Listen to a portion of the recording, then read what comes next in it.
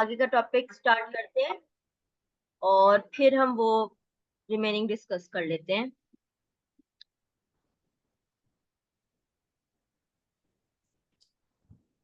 Okay, so today's topic is to determine the center of mass of plane lamina.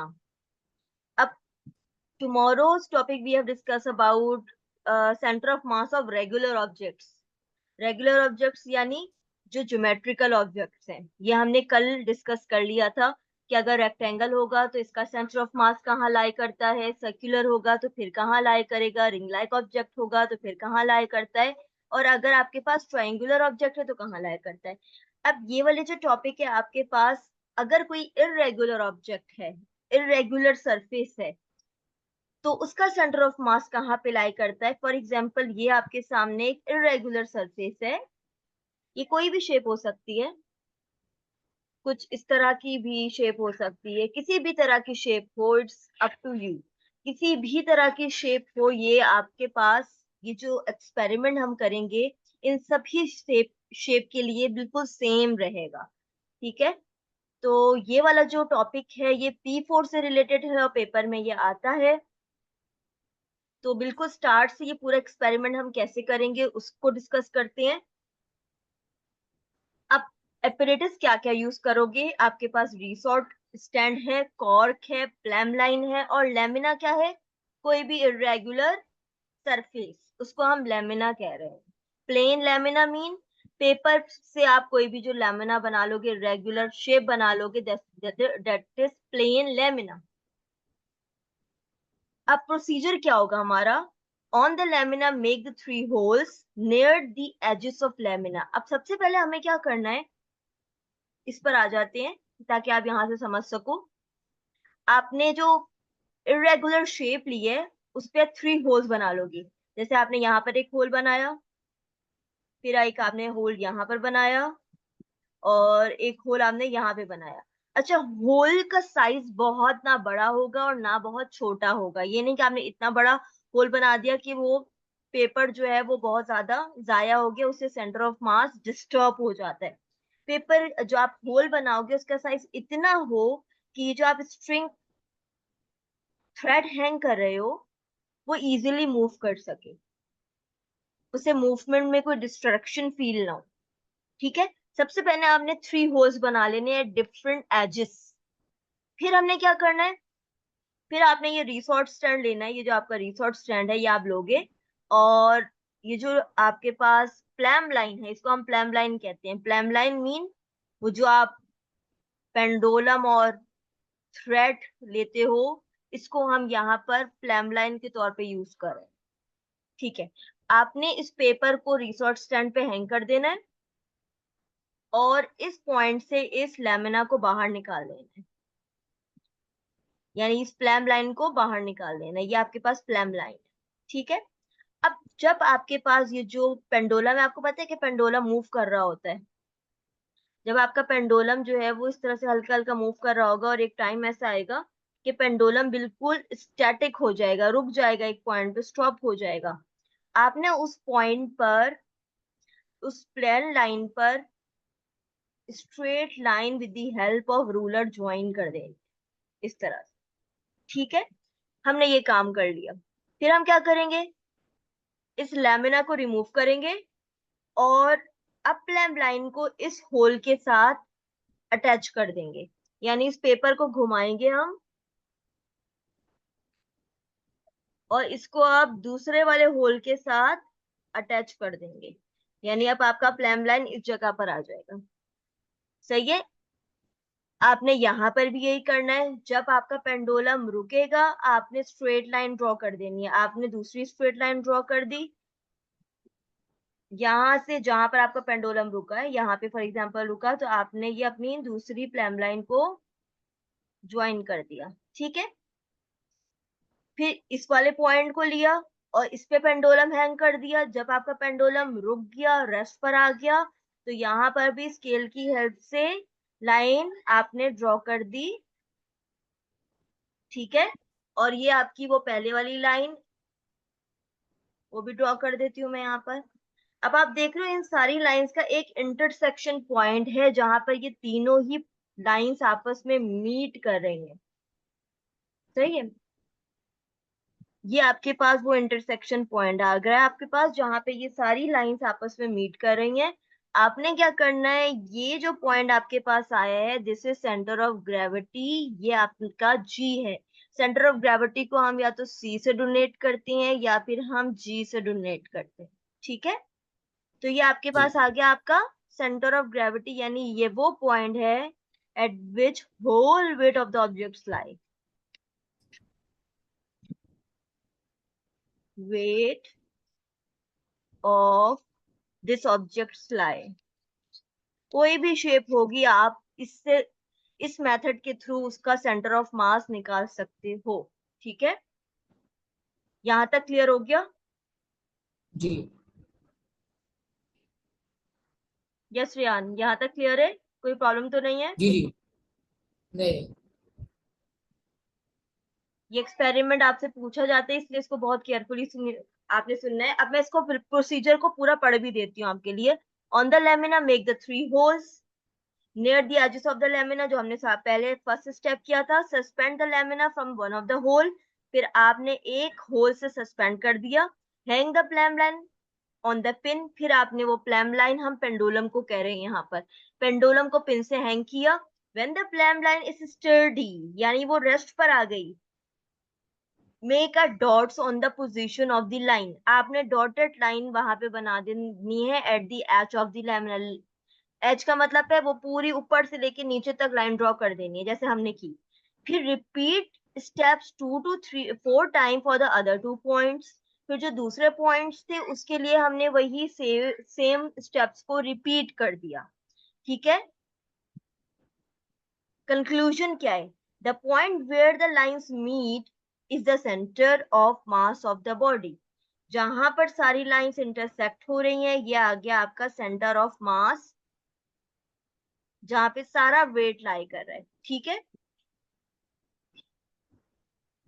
ये तो हम कर चुके थे, ये कहाँ से आ गया?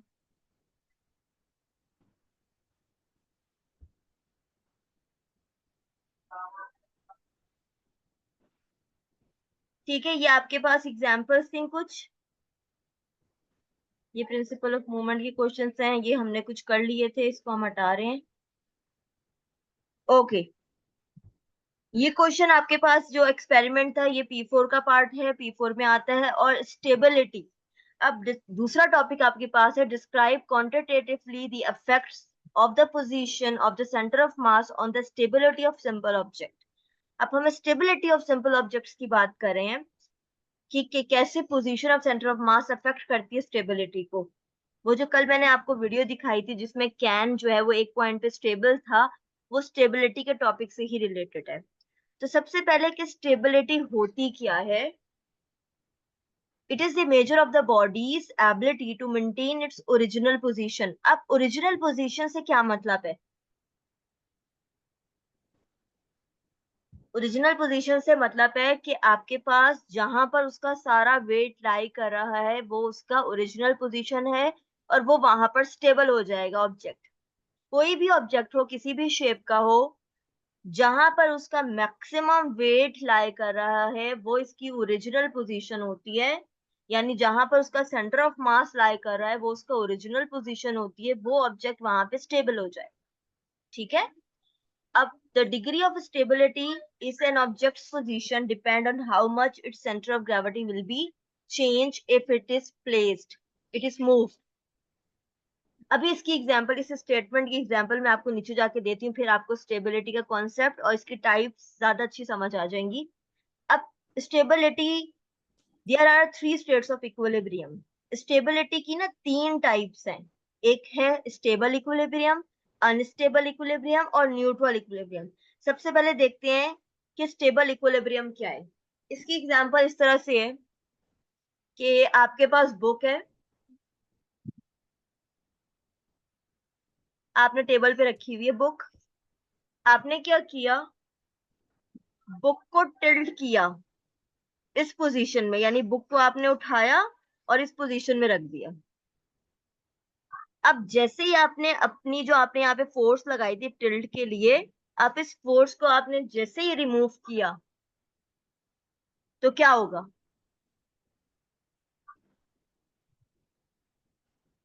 क्या होना चाहिए? आपकी बुक दोबारा इस पोजीशन पे आ जाएगी, नीचे गिर जाएगी ना? क्यों नीचे गिर जी जाएगी? क्योंकि बुक जो है वो रेक्टेंगुलर सरफेस है, और इसका जो सेंटर ऑफ मास है वो यहाँ कहाँ कहीं लाई कर रहा है। जैसे आपको नजर आ रहा है कि बुक का जो सेंटर ऑफ मास है वो यहाँ पर है। जैसे ही आपने इसको ऊपर की तरफ टिल्ट किया था, टोपल किया था, और जैसे ही आपने इसको रिलीज किया इस फोर्स को, तो आपकी जो बुक है वो दोबारा अपनी पोजीशन पे रिटर्न बैक हो गई। इसको हम कहते हैं stable equilibrium. When the book is lifted, its centre of gravity is राइज्ड। अब आप देख रहे हो, ये आपका सेंटर ऑफ ग्रेविटी है। जैसे ही आपने बुक को ऊपर की तरफ किया था, तो इसका सेंटर ऑफ ग्रेविटी भी ऊपर की तरफ चला गया था। The line of action of the weight passes through the base of the book. A movement due to the weight of the book bring it to the original position. Original position क्या? जो आपकी book की stable position है। Book की stable position कभी भी vertical नहीं होगी। क्यों? क्योंकि यहाँ इसका सरफेस एरिया कम है, और यहाँ इस पोजीशन में इसका सरफेस एरिया ज्यादा है। तो ये क्या है? इसकी stable position. Original position. Original position क्या होती है? जब आपका सेंटर ऑफ मास लोअर हो। अगर मैं इसको इस पोजीशन में रखूंगी तो सेंटर ऑफ मास हाई हो जाएगा। ऐसा ही है ना? देखो, सेंटर ऑफ मास हाई हो गया। तो ये बुक की स्टेबल पोजीशन नहीं है, ओरिजिनल पोजीशन नहीं है। ये वाली जो पोजीशन है, ये इसकी ओरिजिनल पोजीशन है, यानी स्टेबल पोजीशन है।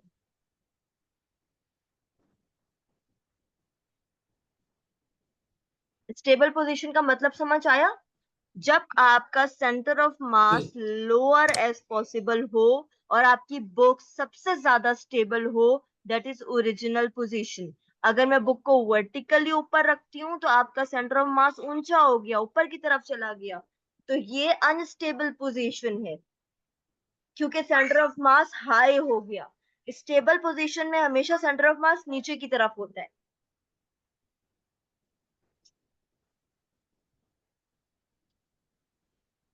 ठीक है, ये बात क्लियर हो गई? जी मिस। ये बात क्लियर हुई है रेयान, कि हम स्टेबल आवाज पोजीशन और आपकी अटक स्टेबल रही है। इक्विलिब्रियम किसे कह रहे हैं?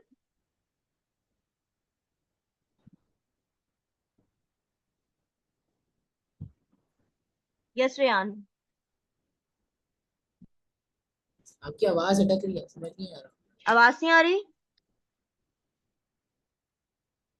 अटक रही है बेटा आवाज भी। आ रही है अब? कट रही है, डिस्टॉर्ट हो कट रही है। रही है, इसका मतलब है कि फिर वो सिग्नल में ये मसला आ रहा आवाज। है। अच्छा, आपको ये वाला कॉन्सेप्ट समझ आ गया? जी मिस। इसको मैं थोड़ा सा रिपीट करती हूँ। आपने एक बुक ली, और बुक रेक्टेंगुलर साइज की है ना, तो इसका सेंटर ऑफ मास कहाँ पर होगा?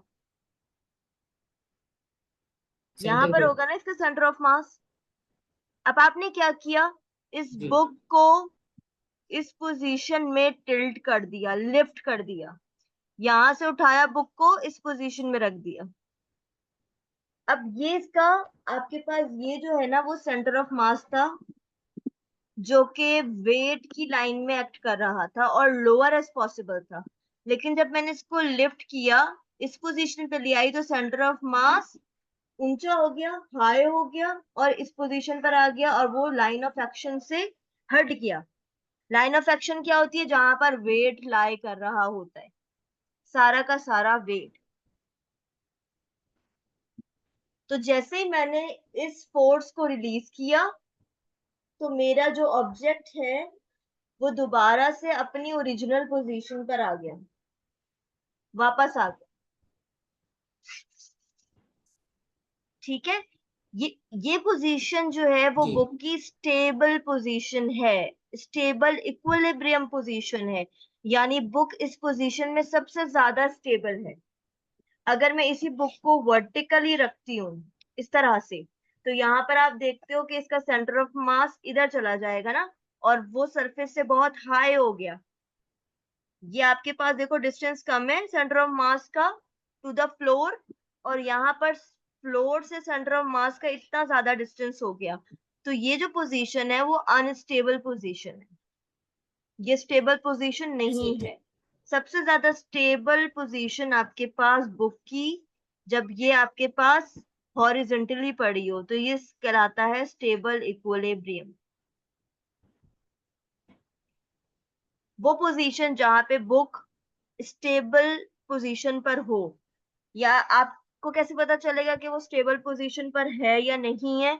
अगर आप किसी भी ऑब्जेक्ट को टिल्ट करो और वो रिटर्न बैक हो जाए अपनी स्टेबल पोजीशन पे, बुक की एग्जांपल है, तो वो स्टेबल इक्विलिब्रियम पर है। लेकिन अगर वो रिटर्न बैक नहीं होता और वो अनस्टेबल पोजीशन पे चला जाता है, तो उस सूरत में फिर वो स्टेबल नहीं होगा बल्कि कुछ और होगा। अब देखते हैं वो क्या होगा।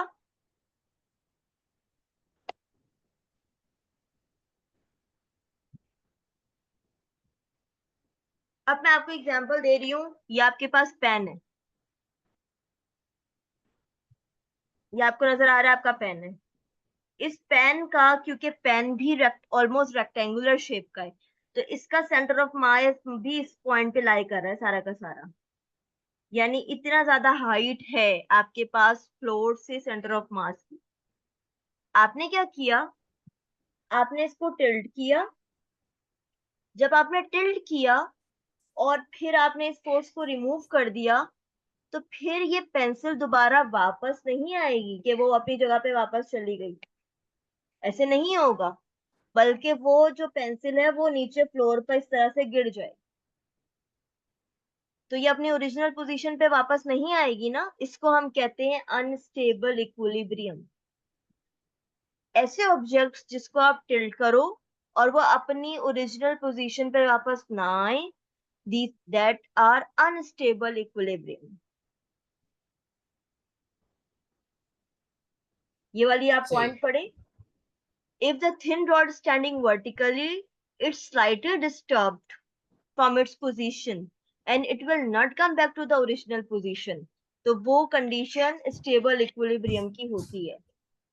और अगर आपने किसी भी ऑब्जेक्ट को टिल्ट किया, जैसे बुक को किया था, और फोर्स को रिमूव करने के बाद अगर वो अपनी दोबारा उसी पोजीशन पे आ जाती है, तो वो फिर स्टेबल इक्विलिब्रियम होता है। तो इन दोनों के बीच में डिफरेंस ये है। ऐसे ऑब्जेक्ट जो वापस अपनी उसी पोजीशन पर आ जाएं टिल्ट करने के बाद, वो स्टेबल हैं। और ऐसे ऑब्जेक्ट जो टिल्ट करने के बाद अपनी पोजीशन को चेंज कर ले, लाइक पेंसिल इस तरह से हो जाएगी फिर, तो उन ऑब्जेक्ट्स को हम अनस्टेबल इक्विलिब्रियम पे कहते हैं। क्लियर है यहां तक? जी।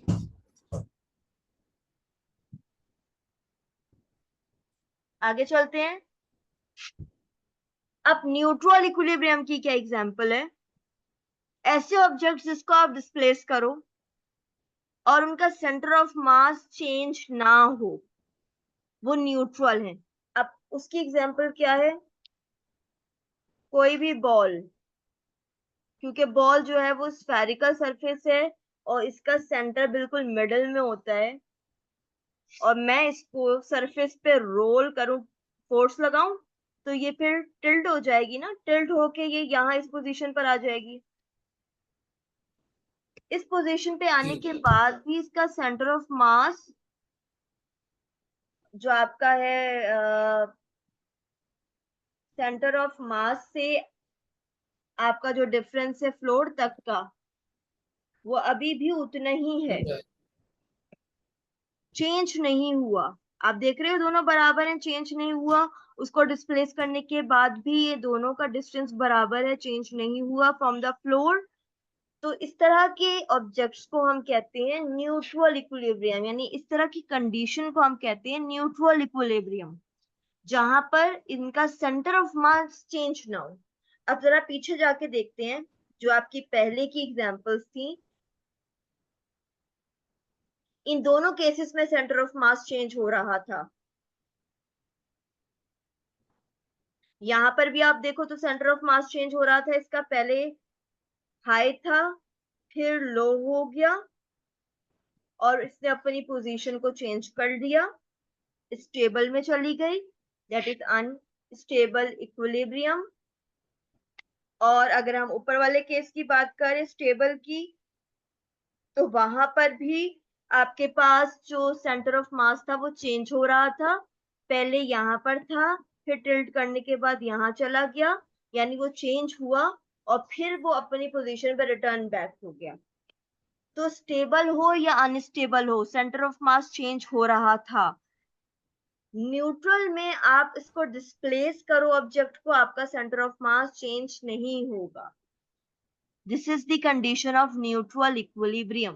क्वेश्चंस आते हैं इससे रिलेटेड, आपके पास ज्यादातर एमसीक्यूज आते हैं स्टेबल इक्विलिब्रियम से रिलेटेड।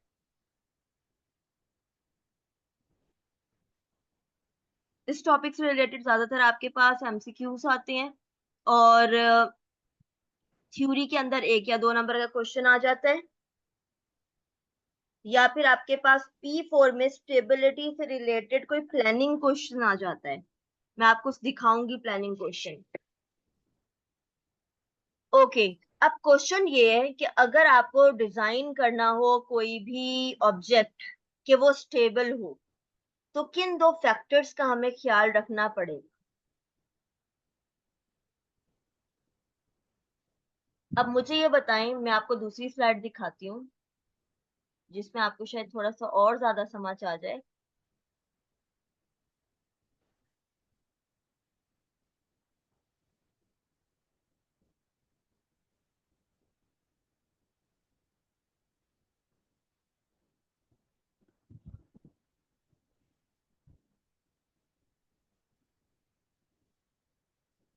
कल हमने ये वाली वीडियो भी देखी थी जिसमें आपके पास एक अनस्टेबल ऑब्जेक्ट को स्टेबल किया हुआ था। ये कैन एक पॉइंट पे स्टेबल था, यानी अपनी ओरिजिनल पोजीशन पे स्टेबल था जहां पे इसका सेंटर ऑफ मास लाई करता है। फिर हमने एक रेक्टेंगुलर नोटबुक को देखा था कि वो अपनी पोजीशन पे स्टेबल हुई भी है। फिर आपने यहाँ पे बर्ड देखी थी जो स्टेबल हुई भी थी। यहाँ पर आपने फुटबॉलर को देखा था कि वन एक ही पॉइंट पे स्टेबल हुआ हुआ है। सर्कुलर ऑब्जेक्ट है तो सेंटर में स्टेबल हुआ हुआ था। अब आगे चलते हैं। अब यहाँ पे देखें कि कौन से ऐसे फैक्टर्स हैं जिन पे ऑब्जेक्ट सबसे ज्यादा स्टेबल होता है। कभी आपने नॉर्मल कार्स को रेसिंग कार से कंपेयर किया? हमारी नॉर्मल कार्स रेसिंग कार की अगर आप रेसिंग कार को नॉर्मल कार से कंपेयर करो, तो रेसिंग कार्स का जो एरिया होता है ना वो बहुत वायर्ड होता है, यानी इसका जो ये एरिया वाली साइड है, यानी सरफेस एरिया है वो बहुत वाइड है, और इसके टायर का एरिया भी ज्यादा होता है नॉर्मल टायर्स के कंपैरेबल। ऐसा क्यों होता है? एक तो ये वाला फैक्टर होता है कि इनके टायर्स जो है वो बहुत वाइड होते हैं। दूसरा फैक्टर क्या होता है कि नॉर्मल कार जो है वो काफी ऊंची होती हैं, या नॉर्मल ट्रक्स की बात करें या नॉर्मल कार्स की बात करें तो वो कंपैरेटिवली रेसिंग कार्स की काफी ऊंची होती हैं, जबकि रेसिंग कार्स जो हैं वो लोअर होती हैं, लोअर हाइटेड होती हैं, ज्यादा ऊंची नहीं होती। नॉर्मल कार्स काफी ऊंची होती हैं फ्रॉम द फ्लोर, जबकि आपकी जो रेसिंग कार्स होती हैं, एक तो उनका सरफेस एरिया ज्यादा होता है, दूसरा दे आर लेस हाइटेड। इसका क्या मतलब है? ताकि वो स्टेबल रहे, मतलब इसका मतलब है कि रेसिंग कार से ये जैसे ज्यादा स्टेबल है नॉर्मल कार से, इसलिए तो आप नॉर्मल कार को जब आप स्पीड अप करते हैं तो वो उलट जाती हैं, क्योंकि वो स्टेबल नहीं है, उनका जो सेंटर ऑफ मास है वो हाई है। तो हमें क्या समझ आया कि ऐसे ऑब्जेक्ट जिनका सरफेस एरिया ज्यादा हो और उनका सेंटर ऑफ मास जो है वो लोअर एज पॉसिबल हो, तो ऐसे ऑब्जेक्ट्स स्टेबल होते हैं। अब मैं आपको एग्जांपल देती हूँ बुर्ज खलीफा की। इस तरह की शेप है ना बुर्ज खलीफा की। अब आप देखो कितनी टॉल बिल्डिंग है लेकिन स्टेबल है। क्या फैक्टर है स्टेबिलिटी का? वाइड है फ्रॉम द लोअर, surface ऊपर से थिन है, ऊपर से थिन है, नीचे से वाइड है। नीचे से वाइड है तो इसका मतलब है कि इसका जो सेंटर ऑफ मास है वो नीचे की तरफ लाई करता है, क्योंकि नीचे की तरफ ज्यादा मास है, ज्यादा वेट है। तो जितना लोअर सेंटर ऑफ मास होगा और जितना ज्यादा सरफेस एरिया होगा, ऑब्जेक्ट उतना ही ज्यादा स्टेबल होता है। ठीक है, आगे चलते हैं।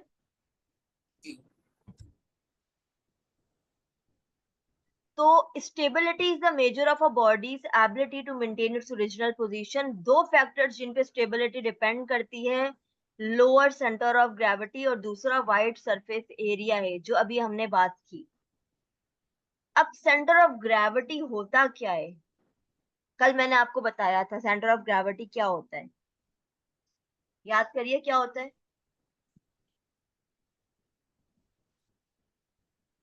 जहाँ पूरा जो ऑब्जेक्ट का जो पूरा वेट होता सही है वो है, लाइक जहां करते पर हैं। ऑब्जेक्ट का सारा मास लाई करता है वो आपका पॉइंट सेंटर ऑफ ग्रेविटी, और उसको हम सी से शो करते हैं, इसको हम सी से डोनेट करते हैं।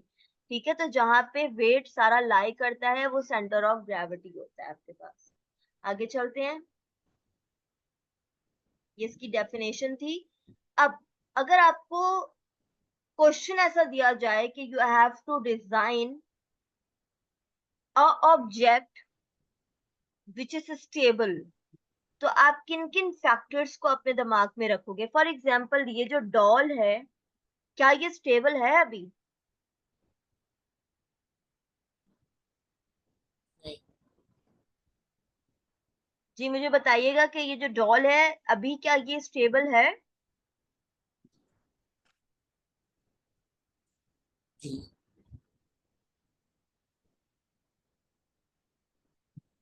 ये डॉल अभी स्टेबल नहीं है। क्यों नहीं है? क्योंकि नीचे का एरिया कम है और ऊपर का एरिया ज्यादा है।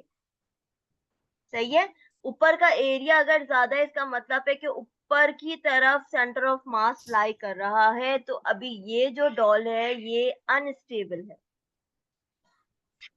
अब मेरा टास्क ये है कि मुझे इसी डॉल को स्टेबल बनाना है। कैसे बनाऊंगी मैं स्टेबल इसी डॉल को? What can I do? I can increase the base area. तो मैंने क्या किया, मैंने इसका बेस एरिया इंक्रीज कर दिया।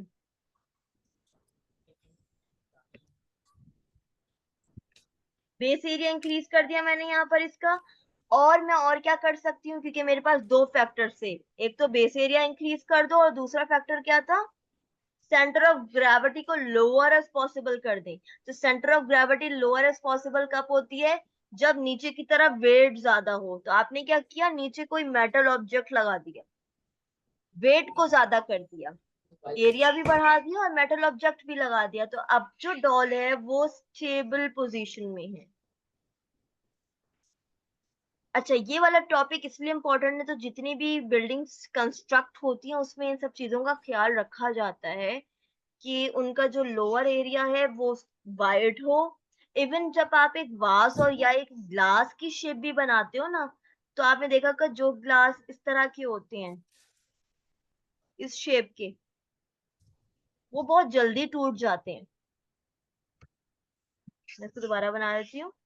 जो थिनर होते हैं वो बहुत जल्दी ब्रेक हो जाते हैं, स्टेबल नहीं होते, बार बार गिरते हैं। लेकिन जो ग्लास आपके पास इस शेप के होते हैं, या जो ग्लास आपके पास इस तरह के होते हैं, वो ज्यादा स्टेबल होते हैं, क्योंकि उनका बेस एरिया ज्यादा होता है और ऊपर का एरिया कम होता है। तो ऐसे ग्लास आपके पास जी। ज्यादा स्टेबल होते हैं और उनका वेट भी नीचे की तरफ ज्यादा लाई करता है।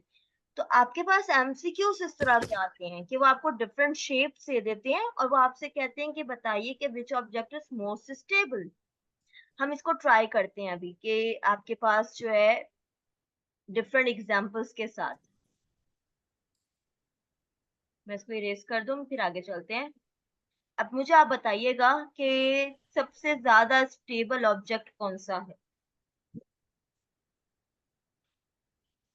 ये आपके पास एक एमसीक्यूज है। Which shape is more stable, A, B, C और डी?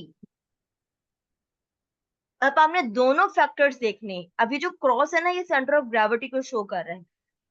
हर शेप के बीच में एक क्रॉस है, सेंटर ऑफ ग्रेविटी को शो कर रहा है। आपको ये बताना है कि सबसे स्टेबल ऑब्जेक्ट कौन सा है। ए, ए, बी, सी और डी। अब आपने ये दोनों डी। फैक्टर्स लगाने। अब यहाँ पे देखें, centre of gravity, centre of gravity, यानी ए का सेंटर ऑफ ग्रेविटी सबसे नीचे, फिर बी का है, सी का ऊपर है, सबसे ऊपर सी का है, फिर डी का है। अब आपने देख लिया, यानी सेंटर ऑफ ग्रेविटी सबसे लोअर ए का जा रहा है। दूसरा फैक्टर देखना है अब हमें, सबसे ज्यादा वाइड सरफेस किसकी है।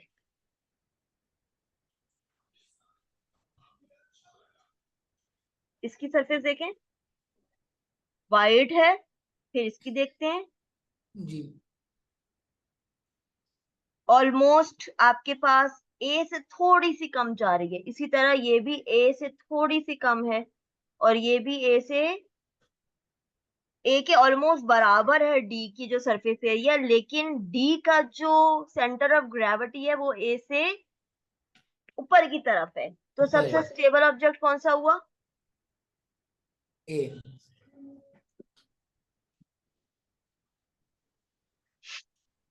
यस रियान, सबसे स्टेबल ऑब्जेक्ट कौन सा हुआ? ए। हम्म। तो सबसे स्टेबल ऑब्जेक्ट आपके पास ए है, क्योंकि इसका सेंटर ऑफ मास सबसे नीचे है और इसका सरफेस एरिया सबसे ज्यादा है। ठीक है, तो आपने ये दोनों फैक्टर्स देखने हैं। ये क्वेश्चन आपके पास एमसीक्यूज में आता है। तो अब मैं ये इसको क्लोज कर रही हूँ, और हम दूसरी अपनी वर्कशीट पे चले जाते हैं।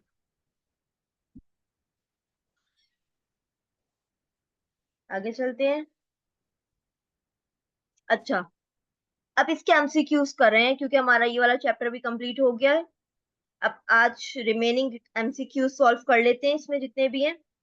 A piece of a card has its center of mass m। यहाँ पे आपको डिफरेंट कार्ड्स शेप दी हुई हैं और सेंटर ऑफ मास इन सबका m है।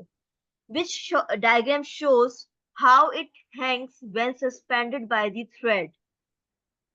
जब इस शेप को थ्रेड से हैंग कर देंगे तो ये किस तरह से हैंग होगा, कौन सी पोजीशन में हैंग होगा। इधर this one, is it possible कि ये इस तरह से हैंग हो? सस्पेंड हुआ है, नहीं। क्या ये पॉसिबल है कि ये इस तरह से हैंग हो? ये अपनी स्टेबल पोजीशन पे जाना चाहेगा ना, और स्टेबल पोजीशन क्या होती है? Centre of gravity lower, surface area ज्यादा। चेक करो कहां पर सरफेस सेंटर ऑफ ग्रेविटी, देखें इसकी इतनी है, इसकी इतनी ऊंची है, इसकी इतनी ऊंची है। अच्छा, यहाँ पर ये टिप है, सरफेस एरिया कम है। अगर आप फ्लोर के साथ देखो, सरफेस एरिया कम है। फिर यहाँ पर देखें तो ये भी थोड़ा सा टिल्ट है, कंप्लीटली सरफेस पे लाइन नहीं कर रहा। और अगर हम देखें, चलो कर भी ले, तो इसका सेंटर ऑफ मास जो है comparatively this position is high. इसका सेंटर ऑफ मास यहाँ पर है और इसका सेंटर ऑफ मास यहाँ पर है, और ये ज्यादा सर फ्लोर पे लाई कर रहा है। That mean this is the most stable position. तो ये वाली पोजीशन इज योर आंसर। ठीक है, इस तरह के सही क्वेश्चंस है। आपके पास आते हैं रिगार्डिंग दिस टॉपिक। आगे सही है। चलते हैं। अब यहाँ पर आपके पास एक लैमिना शेप है, irregular shape। The diagram shows a flat metal plate that may be hang from the nail so that it can rotate about any four of the holes। अब यहाँ पे 4 holes हुए हुए हैं, और एक नेल लेके उसको हैंग कर देंगे, जैसे हम लैमिना पे हैंग करते हैं पेंडोलम के थ्रू। तो इन 4 होल्स में से आपने नेल लेके इस पोजीशन को हैंग कर देना है। सही है। What is the smallest number of hole from which the flat metal plate should be hang in order to find the center of gravity?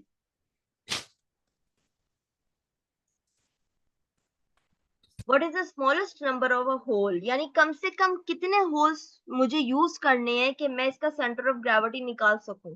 1, 2, 3 और 4? थ्री। कम से थ्री। कम कम से कम हमने देखा था ना, 3 एटलीस्ट 3 था। 3। या अगर आपके पास 2 भी हो तो आप फाइंड आउट कर सकते हो ना, कि अगर आपने 2 होल्स ले लिए तो आपके पास 2 लाइंस तो आ जाएंगी ना, कि जहां पे वो जी मीट जी कर रही हैं, और आपके जी, पास सेंटर इंटरसेक्ट ऑफ करेगा जहाँ ग्रेविटी पे। निकल कर आ गया। ठीक है, तो जी जी आप कह सकते हो कि एनी 2, क्योंकि इंटरसेक्शन आ जाएगा तो सेंटर ऑफ मास आ जाएगा आपके पास, जी और इंटरसेक्शन 2 लाइन से आ जाता है। Okay, a piece of a uniform card is suspended freely from the horizontal pin. क्योंकि रेगुलर शेप है तो सेम मेथड यूज किया हुआ है जैसे आपको बताया था।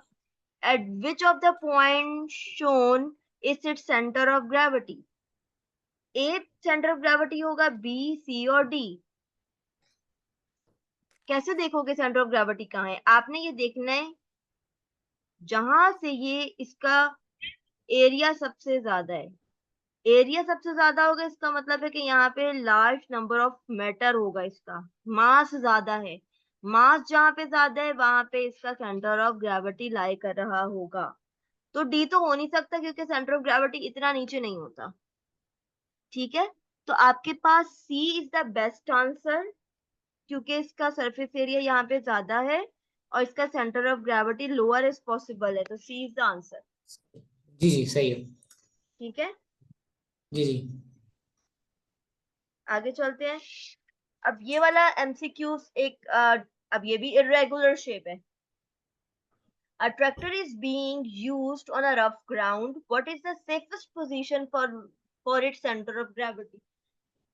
जी, इसका सेंटर ऑफ ग्रेविटी कहाँ पे लाई कर रहा होगा? सी पर, बी पर, ए पर। ए और बी पे तो बिल्कुल भी लाई नहीं कर रहा। ठीक है, हम्म अब आपको ये देखना है कि इसका ज्यादातर मास कहाँ है।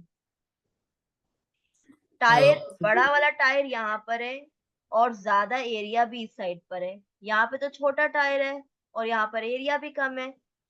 तो देखा जाए तो सी पर भी इसका सेंटर ऑफ मास लाई नहीं करेगा क्योंकि सी से इसकी हाइट बहुत ज्यादा है। तो बेस्ट पोजीशन क्या हुई? सेंटर वाली। क्यों? इसका सेंटर ऑफ मास इसका अर्थ से कम डिस्टेंस है, कम हाइटेड है, तो ये इसकी जी, स्टेबल पोजीशन है। ठीक है, so D is the right answer. अब जो क्वेश्चन आएगा वो आपने सॉल्व करना है। सही। अच्छा, आंसर तो पहले से दिया हुआ है, चलें चलें फिर भी बताएं which one is the right answer और क्यों?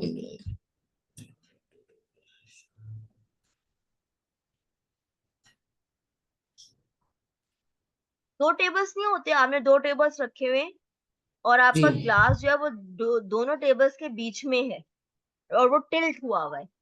तो कौन सा बेस्ट पोजीशन होगी जहां पर ये स्टेबल होगा?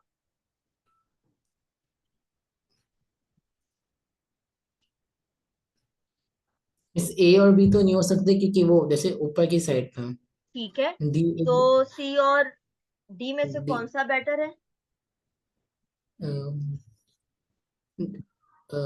डी तो एकदम ही टच हो रहा है डी ठीक टेबल है, से। तो ठीक है, सी तो आप सी को। कहोगे क्योंकि आपके पास यहाँ पे भी तो एरिया ज्यादा दिया हुआ है ना, तो ये जी, इससे लेकिन ये बैलेंस हो टेंटेड। गया। ये दोनों इससे बैलेंस हो गए कि ऊपर और नीचे का एरिया ऑलमोस्ट बराबर हो गया। तो जी आपके पास डी बहुत नीचे है तो ये नहीं हो सकता, और वो कॉर्नर पर भी दिया हुआ है, तो आपके पास लोएस्ट एज पॉसिबल सी इसका आंसर आ रहा है। तो ये आपके पास इसका सेंटर ऑफ मास इस पॉइंट पे लाई करेगा।